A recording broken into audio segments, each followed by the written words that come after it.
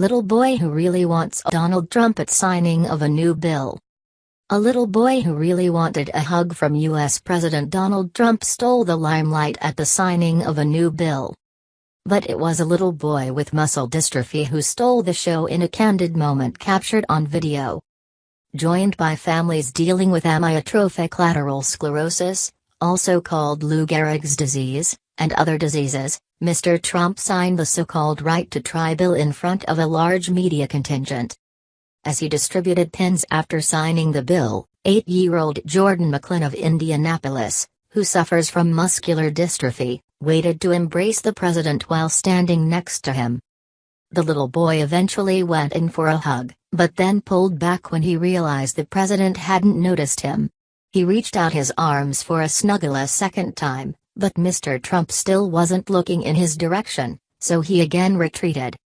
On his third attempt, Mr. Trump was again looking the other way.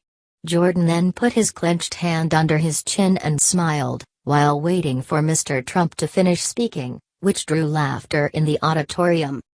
It was at that point Mr. Trump looked at the child and realized he was trying to get his attention.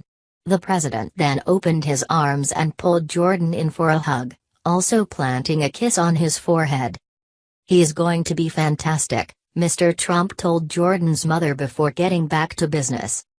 Mr. Trump said he never understood why the issue relating to Lou Gehrig's disease had lagged for years and Congress hadn't acted sooner. "There were no options. But now you have hope, you really have hope," Mr. Trump said. He noted that for many years, patients, advocates and politicians have fought for this fundamental freedom. The bill cleared the House last week following an emotional debate in which Republicans said it would help thousands of people in search of hope. Many Democrats said the measure was dangerous and would give patients false hope. The president was joined by Health and Human Services Secretary Alex Azar, Food and Drug Administration Commissioner Scott Gottlieb and some of the bill's allies in Congress, including Senators Ron Johnson, Republican Wisconsin, and Joe Donnelly, Democrat Indiana. Trump had supported efforts to gain access to the treatments during his 2016 campaign. In his State of the Union address, the president said people who are terminally shouldn't have to travel from country to seek a cure. The measure would give people diagnosed with life-threatening conditions who have exhausted treatment options the ability to gain access to unproven drugs without first getting permission from the FDA. New drugs normally undergo years of expensive testing before manufacturers seek and gain FDA approval to market them. Opponents of the bill said it would empower fly-by-night physicians to offer false hope and ineffective drugs to patients who are desperate for treatment. They also said that the bill created the incorrect impression that the FDA serves as a bottleneck that deprives dying patients of unproven options.